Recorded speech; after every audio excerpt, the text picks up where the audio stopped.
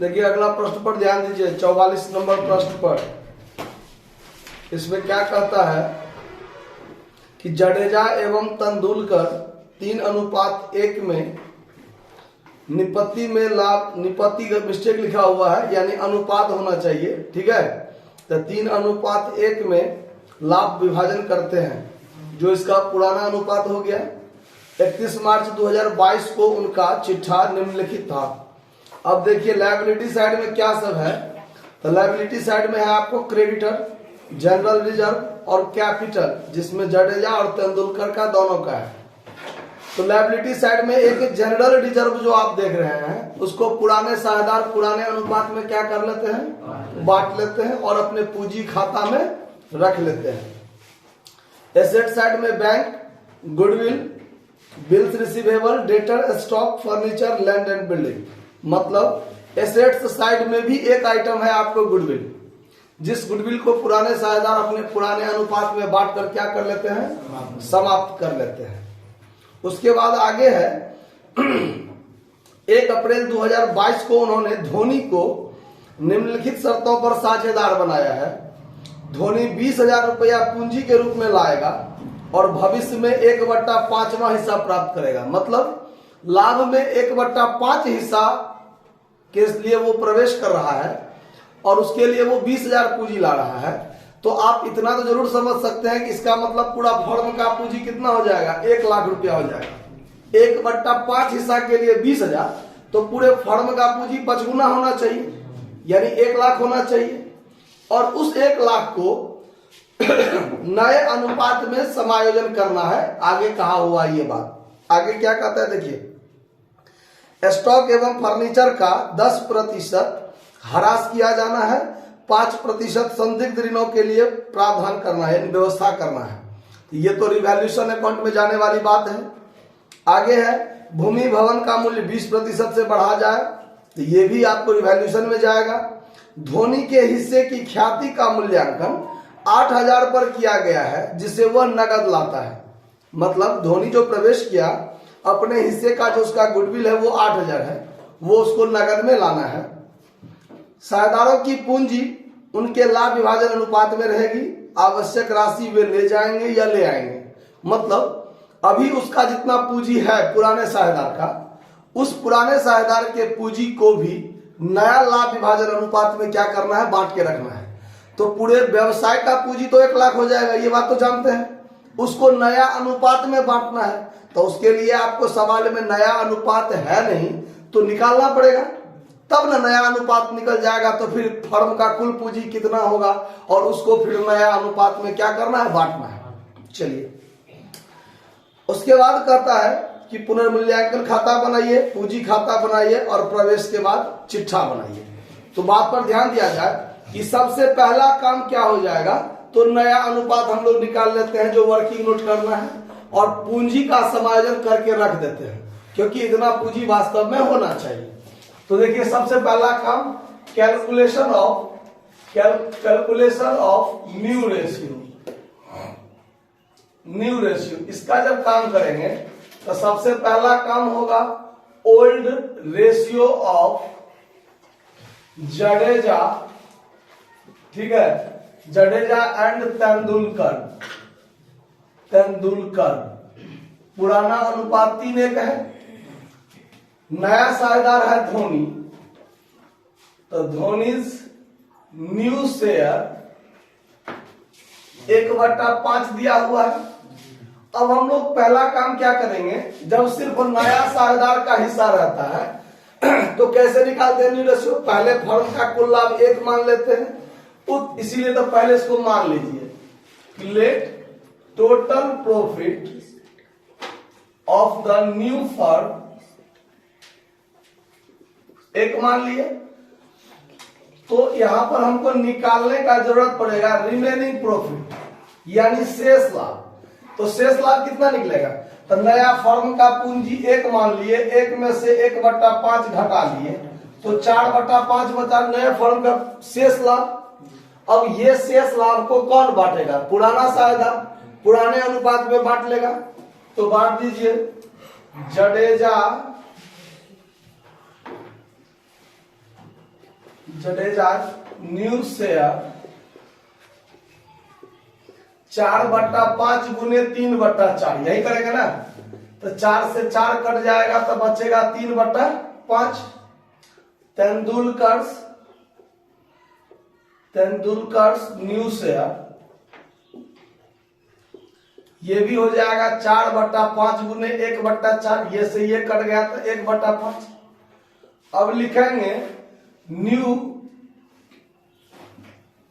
इसका तो लिख ले है ना, तो चलिए सीधे, इसीलिए न्यू रेशियो ऑफ जडेजा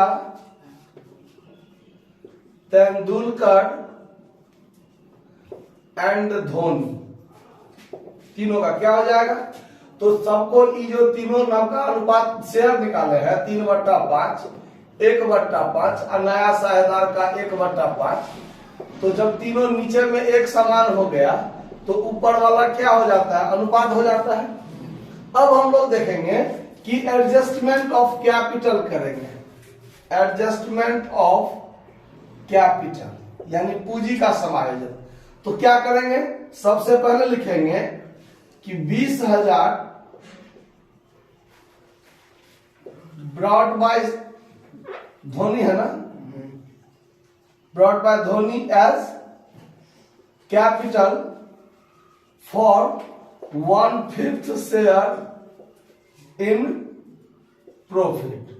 अब देखिए, तो यहां क्या हो जाएगा, total capital of new firm 20,000 गुने 1/5 है, तो सीधे 5/1 कर लेंगे तो कितना निकल जाएगा, 1 लाख। यानी नया फर्म का पूंजी कितना, 1/5 भाग के लिए 20,000, तो पूरे फर्म का पूंजी तो 20 मतलब 5 गुना होना चाहिए ना 20,000 का, तब ना 5,000, 5 भाग में 1 भाग हमको मिल रहा है, तो बाकी और जो 4 भाग होगा उसका भी उसी अनुपात में होना चाहिए। अब 1 भाग 20,000, तो ये भी 20, ये भी 20, ये भी 20, तो इसलिए 5 गुना होना चाहिए ना। फर्म का कुल पूंजी 1 लाख होना चाहिए। अब जडेजा का शेयर देख लेते हैं कितना है। जडेजा न्यू कैपिटल, उसका नया पूंजी कितना हो जाएगा, तो 1 लाख गुने 3/5, तो 60,000 जडेजा का होगा। तेंदुलकर्स न्यू कैपिटल, तेंदुलकर का न्यू कैपिटल 1 लाख गुने 1/5, तो 20,000। धोनी जो आया है वो 20,000 लेके तो एवेट किया है, तो वहां निकालने की कोई जरूरत नहीं है। तो 60,000 जडेजा का, 20,000 तेंदुलकर का और 20,000 धोनी का, तो नया फर्म का पूंजी 1 लाख हो गया ना। कोई दिक्कत इस बात को समझने में। अब आगे का प्रोसेस पर चलना है। आगे क्या कहता है, रिवैल्यूएशन अकाउंट बनाइए, कहता है ना। तो अब अगला काम करेंगे हम लोग, रिवैल्यूएशन अकाउंट बनाएंगे। रिवैल्यूएशन अकाउंट,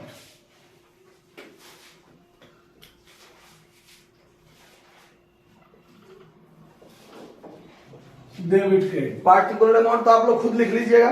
देखिए रिवैल्यूएशन अकाउंट में क्या कहता है, पॉइंट नंबर बी और सी, ये 2 पॉइंट है मात्र आपको रिवैल्यूएशन से रिलेटेड, जिसमें स्टॉक और फर्नीचर 10% से ह्रास लगाया गया।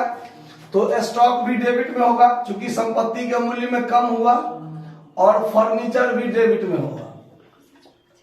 होगा कि नहीं होगा, दोनों में 10-10% कटेगा। स्टॉक का मूल्य कितना है बैलेंस शीट में, 20,000, तो 20,000 का 10%, 2,000 इसका मूल्य घटेगा, तो 2,000 डेबिट में, रिवैल्यूएशन के डेबिट में। उसके बाद फर्नीचर का भी मूल्य में 10% कम हो रहा है, तो फर्नीचर है 1,000 का, तो 1,000 का 10% 100, और फिर है देनदार पर प्राप्त 5% संदिग्ध ऋण का प्रावधान, तो 2RDD, reserve for doubtful debts, होगा कि नहीं होगा, 5%। तो देनदार है कितना, 16,000, तो 16,000 का 5% 800। क्लियर है बात, इस बात को समझने में कोई दिक्कत। चलिए अब आगे कहता है, भूमि और भवन का मूल्य 20% से बढ़ा दिया जाए। तो बाय लैंड एंड बिल्डिंग हो जाएगा क्रेडिट साइड में, बाय लैंड एंड बिल्डिंग। कितना हो जाएगा लैंड एंड बिल्डिंग, उस पर ध्यान दीजिए। तो लैंड एंड बिल्डिंग कितना हो जाएगा, 25,000 का है, उसका 20% बढ़ा दिया गया था। 25,000 का 20% कितना हो जाएगा, 5,000 हो गया, बात खत्म। इससे ज्यादा कोई बात इसमें नहीं है। तो यहां हो गया 5,000, यहां भी लिखेंगे 5,000, और 5,000 में से ये 2900 घटेगा, तो बचेगा कितना, 2100, जिसको ओल्ड पार्टनर आपस में बांट लेंगे। Old partners capital account profit, ठीक है। कौन कौन, जडेजा और तेंदुलकर। तो कितना, किस अनुपात में बांटेंगे, 3:1 में। तो 3:1 में जब इसको बांटेंगे तो 2100 में भाग देंगे कितना से, 4 से। 2100 में भाग देंगे 4 से, तो 525। तो 525 ये हो गया, तो ये 1500 कितना हो जाएगा, 75। क्लियर है बात कि कोनो शंका है किसी को? चलिए अब बनाएंगे old partners capital account. Old partners capital account, इसमें क्या सब होगा देखिए, DRCR, पार्टिकुलर, ये जडेजा तेंदुलकर, पार्टिकुलर जडेजा तेंदुलकर। शॉर्टकट में थोड़ा लिख दिए हैं, हमको मार्कर में थोड़ा दिक्कत हो जाएगा लिखने में। अब यहां पर क्या होगा, बाय बैलेंस BD। सबसे पहले तो यही लिखेंगे कि बाय बैलेंस BD कितना है उसका, देखिए 30,000 16,000, जडेजा का 30,000 और तेंदुलकर का 16,000, सबसे पहले लिख दिए।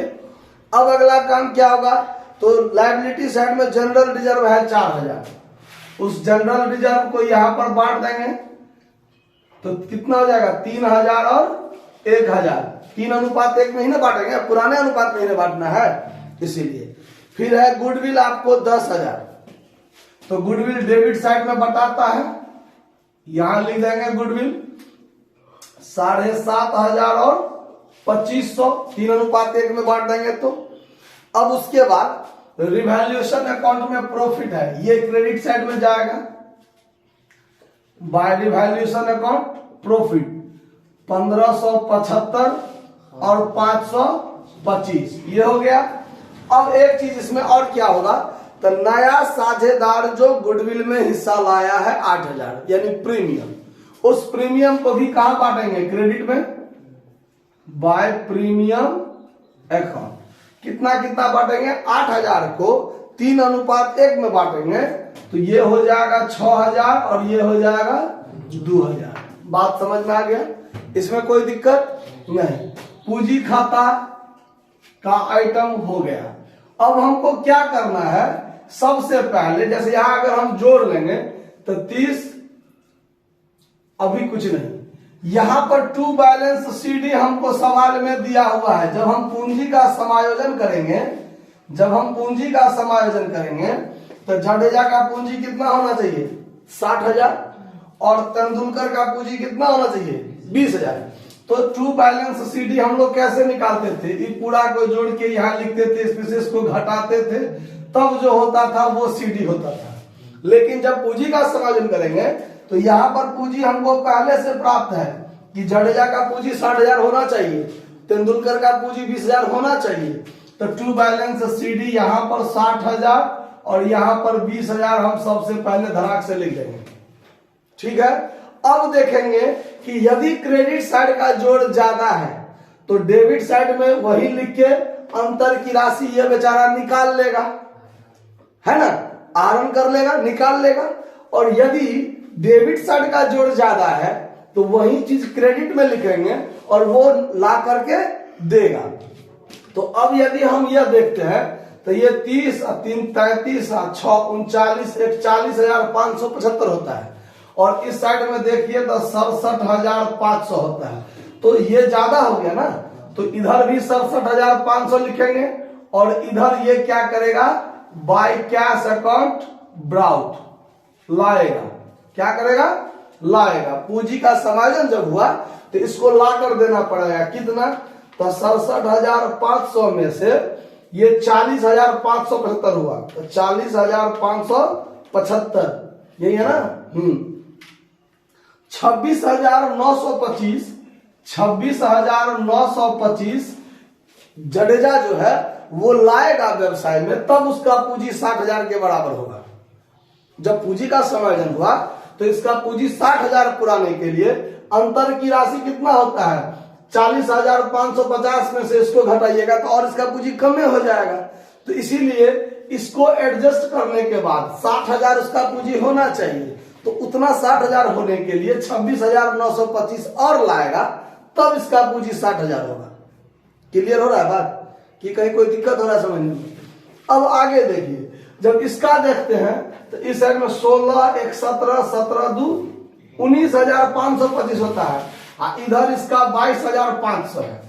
तब 22,500 टोटल करने के, इधर टोटल करने के लिए 22,500 टोटल करने के लिए, यानी 22,500 में से 16, 17, 18, 16, 19,525 19,525 आप घटा दीजिए तो 2,975 रुपया लाएगा, तब इसका पूंजी 20,000 पूरेगा। समझ में आ रहा बात कि कोई दिक्कत हो रहा है बात समझने में? यानी ये रुपया उसको लाना पड़ेगा, तब इतना इसका पूंजी होगा, नहीं तो इसका पूंजी क्या हो जाएगा? घट जाएगा। तो यहां रुपया उसको बढ़ाना पड़ेगा। चलिए अब बनाना है न्यू पार्टनर्स कैपिटल अकाउंट। तो न्यू पार्टनर कौन है? धोनी। Dhoni's capital account. तो धोनी के नया साझेदार के पूंजी खाता में तो ज्यादा कुछ बात नहीं होता है। यहाँ क्रेडिट, डेबिट, पार्टिकुलर अमाउंट देने का इसमें जरूरत नहीं था हमको, फिर भी हम दे दिए। चलिए पार्टिकुलर अमाउंट इसमें बाय कैश अकाउंट जब प्रवेश कर रहा है तब वो कितना रुपया पूंजी लेके आ रहा है? 20,000 रुपया लेके आ रहा है। तो और तो इसमें कुछ होता नहीं है। 20,000 वही टू बैलेंस क्या हो जाएगा? CD 20,000। बात खत्म। कोई दिक्कत इस बात को समझने में? बैंक है तो बैंक नहीं, सवाल में बैंक है। अगर बैलेंस शीट में बैंक दिया हुआ है तो सारा ट्रांजैक्शन आप बैंक के माध्यम से कर सकते हैं, कैश या बैंक दोनों लिख सकते हैं। लेकिन अगर बैलेंस शीट में बैंक है तो आप बैंक ही लिखिए सब जगह। जैसे यहां पर हम बैंक के लिखेंगे, ठीक है। यहां पर ये कैश क्या लिखा जाएगा? बैंक लिखा जाएगा, ठीक है। ये बात को ध्यान रखना है सवाल बनाते समय। अब बनाएंगे new balance sheet. New balance sheet date दिया हुआ है कोई? क्या तारीख को प्रवेश हुआ है? 1 अप्रैल 2022 को, 1 अप्रैल 2022, 1/4/2022 उस तारीख में बनेगा। देखिए हल्ला नहीं कीजिए, शांति से रहिए। इधर लायबिलिटी हो जाएगा, अमाउंट, एसेट्स, अमाउंट। क्लियर? अब लायबिलिटी साइड में क्या सब है? तो सबसे पहले क्रेडिटर है 37,500, क्रेडिटर 37,500। क्लियर हो गया? उसके बाद जनरल रिजर्व तो बटा गया साझेदार में, वो तो होगा नहीं। कैपिटल, अब कैपिटल में क्या होगा? तो जडेजा का, तेंदुलकर का और धोनी आ गया, तो अब इसका भी होगा। तो इसका 60,000 पूंजी, इसका 20,000 पूंजी और धोनी का भी 20,000 पूंजी, मतलब 1 लाख पूंजी होना चाहिए व्यवसाय में। हो गया। अब इसका काम खत्म। अब एसेट्स में आइए। एसेट्स में है बैंक। तो बैंक पहले से कितना था? 12,500। यहां लिख देंगे 12,500। नया साझेदार प्रवेश किया तो 20,000 पूंजी लाया, 8,000 रुपया क्या लाया? प्रीमियम लाया। और फिर नया साझेदार देखिए 26,925 ला रहा है, और एगो पुराना साझेदार, और ये भी 2,975 ला रहा है। तो हमारे बैंक में टोटल इतना रुपया ना हो जाएगा? निकला कहीं भी नहीं है, सिर्फ आया है। तो आप इसको बैंक अकाउंट खोल करके भी दिखा सकते हैं। जैसे मान लीजिए अगर हम आपको यहाँ पर बैंक अकाउंट बताते हैं, बैंक अकाउंट, तो कैसे कीजिएगा बैंक अकाउंट, देखिए DRCR, यहाँ पर सबसे पहले आप क्या लिखिएगा, टू बैलेंस BD 12,500 मेरा था पहले से, नया शायद देखिए बैंक है संपत्ति, अगर ये बढ़ेगा तो डेबिट के माध्यम से बढ़ेगा, डेबिट साइड से बढ़ेगा, घटेगा तो क्रेडिट साइड से घटेगा। तो डेबिट साइड में टू बैलेंस BD पहले से था, नया साझेदार धोनी लेके आया, तब टू धोनी कैपिटल अकाउंट कितना लेके आया, 20,000, प्रीमियम भी लाया है, तब टू प्रीमियम अकाउंट कितना, 8,000, नया पुराना साझेदार में जडेजा, हम थोड़ा जगह का अभाव है, जडेजा कैपिटल अकाउंट कितना ला रहा है, 26,925, टू तेंदुलकर कैपिटल अकाउंट कितना ला रहा है, 2,975, ठीक है, इतना रुपया हो गया ना, निकला तो कहीं नहीं है, ये पूरा को जोड़ के जो बचेगा यहाँ पर क्या लिख दीजिए, बाय बैलेंस शीट, तो ये पूरा को जोड़ने पर हो जाएगा 12,500, 20,000, 8,000, 26,925, 29,75, 70,400, 70,400, 70,400, तो यहाँ भी टोटल 70,400, 70,400, तो ये पूरा तो जैसे यहाँ हम लोग लिखे हैं ना, तो ये लिखने की जरूरत नहीं पड़ेगा, सीधे हम लोग बैंक लिख के 70,400 लिख देंगे। अगर हम खाता नहीं खोलते हैं तो ऐसे करना पड़ेगा, बैलेंस शीट में दिखाना पड़ेगा। अगर हम खाता खोल देते हैं तो बैंक सीधे लिख के 70,400 यहाँ लिख देना है, जोड़ एक बार मिला लीजिएगा सही है कि नहीं है। आगे चलिए, अगला आइटम क्या है, गुडविल, तो गुडविल तो बटा के खत्म हो गया। बिल्स रिसीवेबल है 3,000, तो यहाँ पर बिल्स रिसीवेबल कितना लिख देंगे, 3,000। उसके बाद क्या है, डेटर 16,000 का, तो डेटर में से घटा है 16,000 का इनर कॉलम में, 800 यहाँ लेस कर देंगे RDD करके, तो ये 15,200 हो जाएगा, 15,200। उसके बाद क्या है, स्टॉक 20,000 का, स्टॉक 20,000 का, इसमें से 2,000 लेस हुआ है, डिक्रीज या डिप्रेशन लगा है, मान लीजिए डिप्रिसिएशन कितना, तो 2,000 घटा था 18,000। उसके बाद क्या है, फर्नीचर 1,000 का था ना, इसमें से 100 डिप्रिसिएशन लगा, डिप्रिसिएशन 100, तो ये बच गया 900। उसके बाद है लैंड एंड बिल्डिंग 25,000 का है पहले से, 25,000 का, इसमें 5,000 वृद्धि हो गया ऐड, तो ये मतलब इंक्रीज हुआ है, तो ये हो गया कितना, 30,000। अब नहीं ना कुछ हो, ये पूरा का जोड़ के हो गया 1,37,500, तो इधर भी जोड़ के 1,37,500 होगा ही होगा, देख लीजिए जोड़ के, तो ये 70,400, 3,000, 15,200, 18,000, 900, 3,000, 30,000, 1,37,500। समझ में आया बात की, कहीं कोई दिक्कत हुआ सो बोलिए। लगभग सवाल में हर आइटम का चर्चा था, और लगभग हर आइटम का इस पे चर्चा हमने कर दिया। कहीं कोई दिक्कत है समझने में तो नोट कर लीजिए। धन्यवाद।